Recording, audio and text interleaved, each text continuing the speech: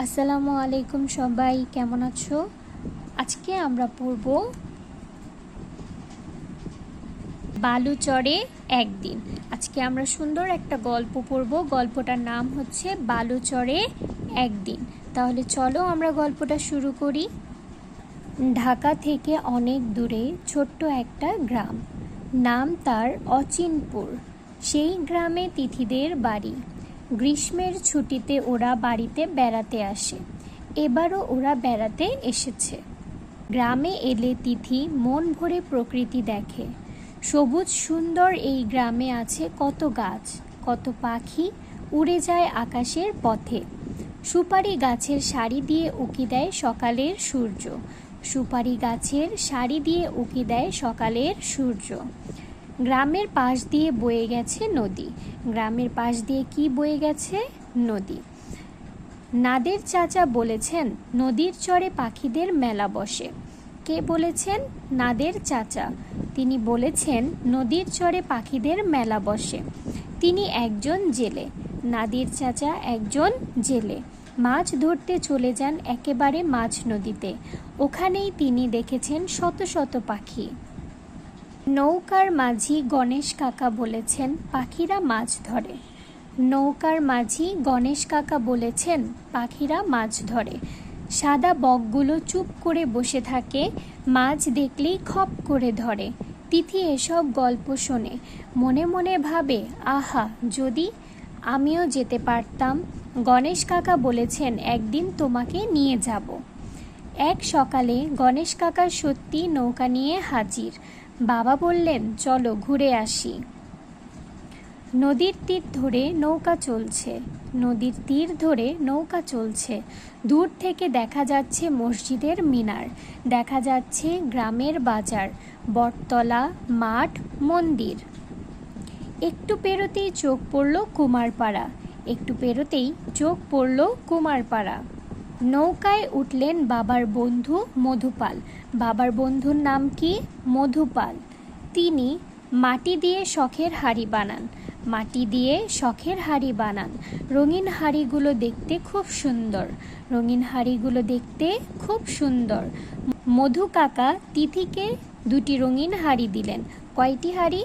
দুটি রঙিন হাড়ি। বললেন বাসায় সাজিয়ে রেখো। তাহলে আমরা এখান থেকে কি পেলাম? তিথিদের বাড়ি হচ্ছে অচিনপুরে। তিথিদের বাড়ি কোথায়? অচিনপুরে। সুপারি গাছের সারি দিয়ে উকি দেয় সকালের সূর্য। সুপারি গাছের সারি দিয়ে উকি দেয় সকালের সূর্য। নদীর চরে পাখিদের মেলা বসে। কে বলেছেন? নাদের চাচা। নাদের চাচা একজন জেলে। তিনি মাছ নদীতে মাছ ধরতে যান। নৌকার মাঝি গণেশ। নৌকার মাঝি গণেশ।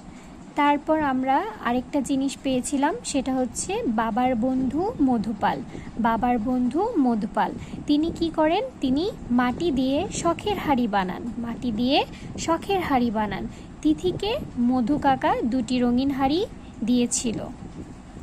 তারপর দেখো, আরেকটু এগুতেই তীর থেকে ডাক দিলেন হামিদ চাচা। আরেকটু এগুতেই তীর থেকে ডাক দিলেন হামিদ চাচা। তিনি গ্রামের স্কুলের শিক্ষক। গ্রামের স্কুলের শিক্ষককে হামিদ চাচা। গণেশ কাকা নৌকা থামালেন। গণেশ কাকা নৌকা থামালেন। বাবা হামিদ চাচাকে বললেন চলো বেরিয়ে আসি। হামিদ চাচা নৌকায় উঠতে উঠতে বললেন চলো যাই। ঝড় বাদলের দিন তাড়াতাড়ি ফিরতে হবে। ঝড় বাদলের দিন তাড়াতাড়ি ফিরতে হবে। নৌকা আবার চলতে শুরু করলো। তিথি দেখলো টল টল করছে নদীর জল। ভয়ে ভয়ে সে নদীর জলে হাত বুলালো। কি শীতল! অল্প সময়ের মধ্যেই ওরা পৌঁছে গেল নদীর চরে। সুন্দর এক দ্বীপের মতো এই বালুচর। সুন্দর এক দ্বীপের মতো এই বালুচর। চরের চারদিকে কাটা ঝোপ, ঘাস আর কাশবন। খুঁটে খুঁটে পোকা খাচ্ছে শালিক। খুঁটে খুঁটে পোকা খাচ্ছে শালিক। ঘাড় বাঁকা করে এক পায়ে দাঁড়িয়ে আছে সাদা বক। সাদা বক কিভাবে দাঁড়িয়ে আছে? ঘাড় বাঁকা করে এক পায়ে দাঁড়িয়ে আছে সাদা বক। নল খাগড়ার ঝোপে চুপচাপ বসে আছে মাছরাঙা। হঠাৎ পূব দিক থেকে উড়ে এলো এক ঝাঁক পাখি। হঠাৎ পূব দিক থেকে উড়ে এলো এক ঝাঁক পাখি। গণেশ কাকা বললেন, ওই দেখো গাংচিল।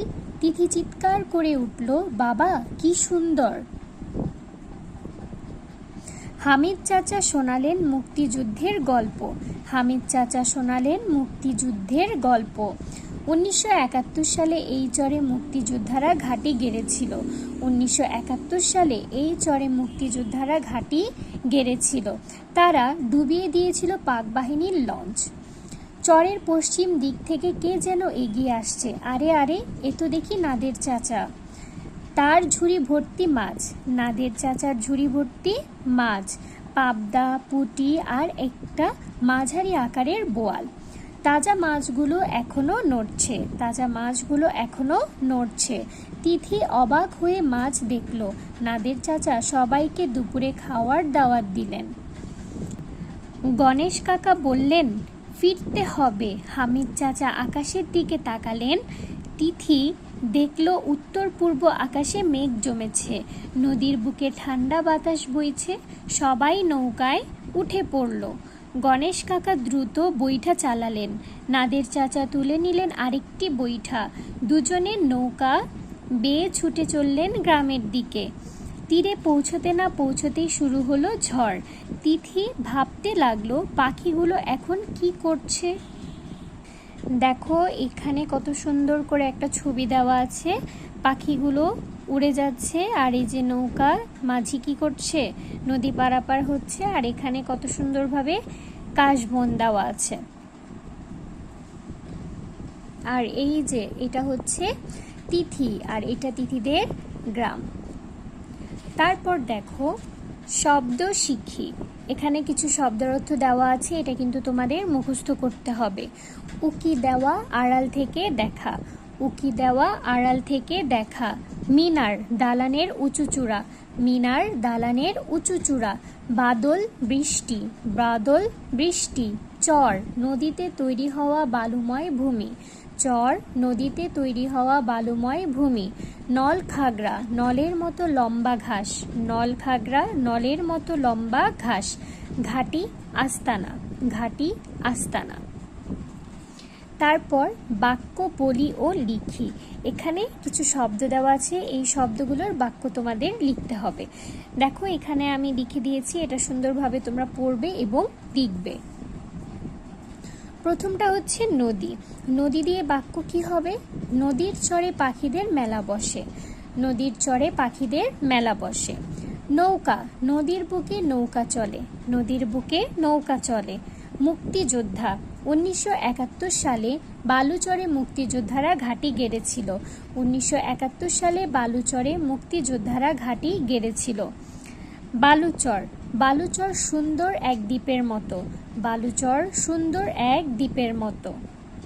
তারপর দেখো ডান পাশ থেকে শব্দ নিয়ে খালি জায়গা পূরণ করি। এখানে শূন্যস্থান দেওয়া আছে, পাশে কিছু শব্দ দেওয়া আছে। এই শব্দগুলো নিয়ে তোমাদের এখানে পূরণ করতে হবে। সুপারি গাছের সারি দিয়ে উকি দেয়, কি হবে বলো তো এখানে? সকালের সূর্য। সুপারি গাছের সারি দিয়ে উকি দেয় সকালের সূর্য। দেখো পাশে আমি নাম্বার দিয়ে দিয়েছি, এটা হবে 1 নাম্বার, এটা 2, এটা 3, এটা 4। এটা শূন্যস্থানে বসিয়ে তারপর তোমরা পড়বে, লিখবে। সুপারি গাছের সারি দিয়ে উকি দেয় কি হবে? সকালের সূর্য। নদীর চরে ড্যাশ মেলা বসে। 2 নাম্বার হচ্ছে পাখিদের। নদীর চরে পাখিদের মেলা বসে। টল টল করছে নদীর পানি। টল টল করছে নদীর পানি। ঘাড় বাঁকা করে এক পায়ে দাঁড়িয়ে আছে সাদা বক। ঘাড় বাঁকা করে এক পায়ে দাঁড়িয়ে আছে সাদা বক। তারপর দেখো বিপরীত শব্দ জেনে নেই। এখানে কিছু বিপরীত শব্দ দেওয়া আছে। দেখো শব্দের বিপরীত শব্দ দেওয়া আছে, এগুলো তোমাদের পড়তে হবে। পরীক্ষায় এই শব্দগুলো দেওয়া থাকবে, আর বিপরীত শব্দের উত্তরটা তোমাদের লিখতে হবে। প্রথমটা হচ্ছে গ্রাম, এটা হবে বিপরীত শব্দ শহর। গ্রাম, শহর। সাদা, কালো।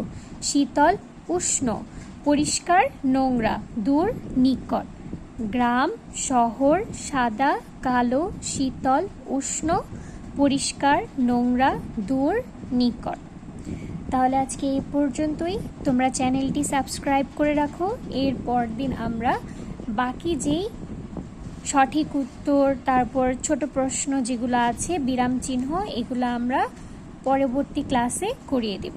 সবাই ভালো থাকো, সুস্থ থাকো। আল্লাহ হাফিজ।